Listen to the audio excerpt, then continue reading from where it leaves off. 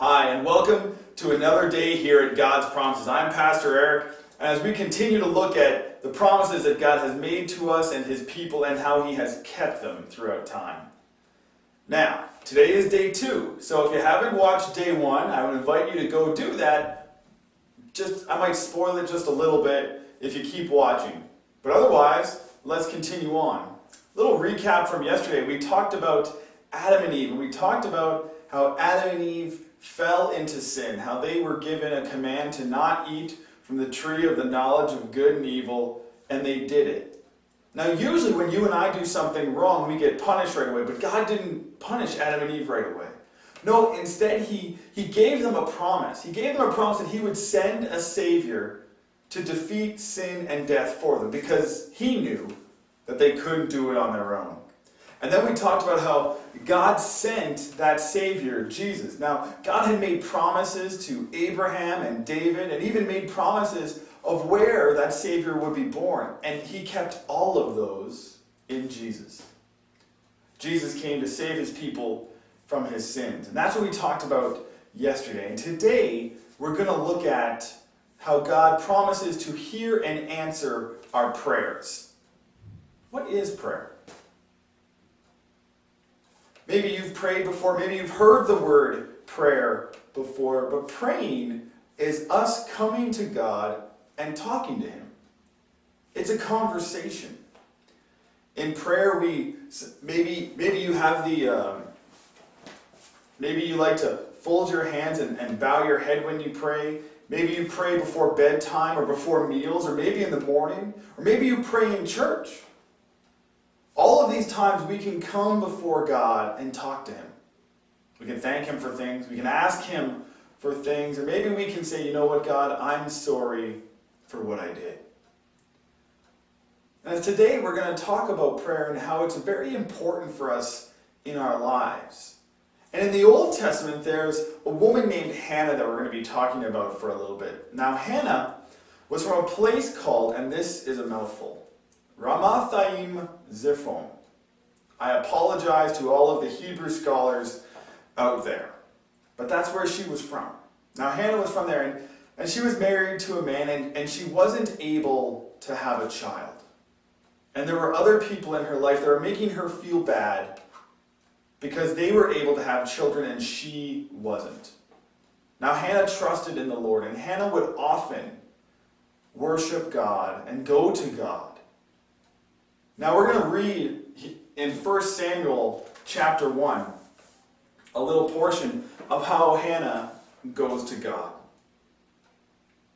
So Hannah rose. Now Eli, the priest, was sitting on the seat beside the doorpost of the temple of the Lord. She was deeply distressed and prayed to the Lord and wept bitterly. And she vowed a vow and said, O Lord of hosts, if you will indeed look on the affliction of your servant, and remember me and not forget your servant, but will give to your servant a son, and I will give him to the Lord all the days of his life. We see there that Hannah went to the temple of the Lord. It's like going to church for us. She wanted to be in the very presence of God.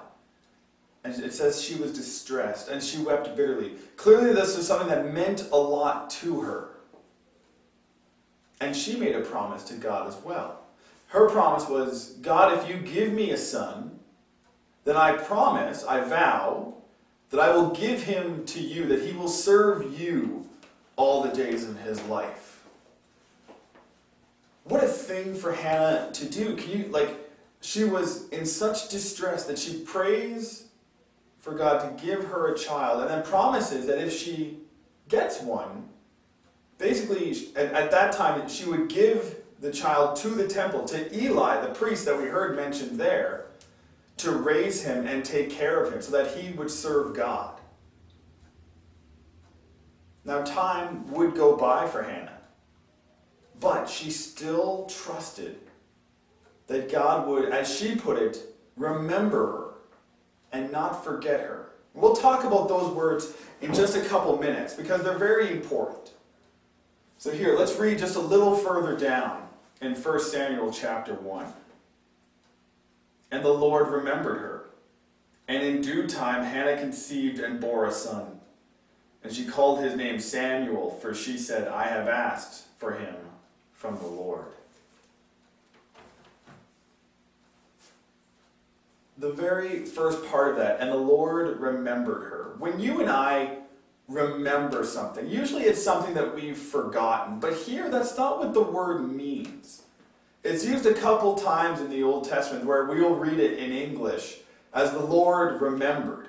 But in the Hebrew, the word remember doesn't mean that God forgot Hannah. God knows all things. God is in control of all things. But what that word remember means is that it brings to the forefront. Basically, at that point, God gave Hannah all of his attention. He heard her pleas, he heard her prayers, and said, I'm going to give you a son now. And she did. She had a son. And did you hear his name? His name means Samuel. His name was Samuel. His name means God heard. She gave him a name that literally means God heard my prayer. She came to God often, all the time. And what happened? God gave her a son. Name meanings are really cool, and sometimes they're important. Do you know what your name means? If you want, after this video, you should go and ask your mom or your dad what your name means. Maybe they gave you the name because it was a family member. Maybe they gave you the name because of a special meaning. Maybe they gave you the name because they found it to be a beautiful name. But here in this case, Hannah gives her son Samuel a name because God heard her. Yesterday, God sent his Savior Jesus. And that name also has a very important meaning. It means he will save his people. Jesus will save his people. That is a really great promise that God gives to us, that he will save his people.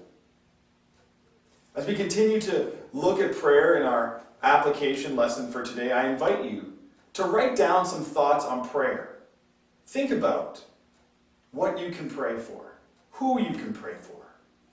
And maybe before we get into our application, you'll have some ideas to go along with it. So thanks for spending this time with me right now. How about you go grab a snack, maybe go take in the craft video, go outside, hopefully it's sunny, play a game, and we'll see you in our next lesson. Thanks.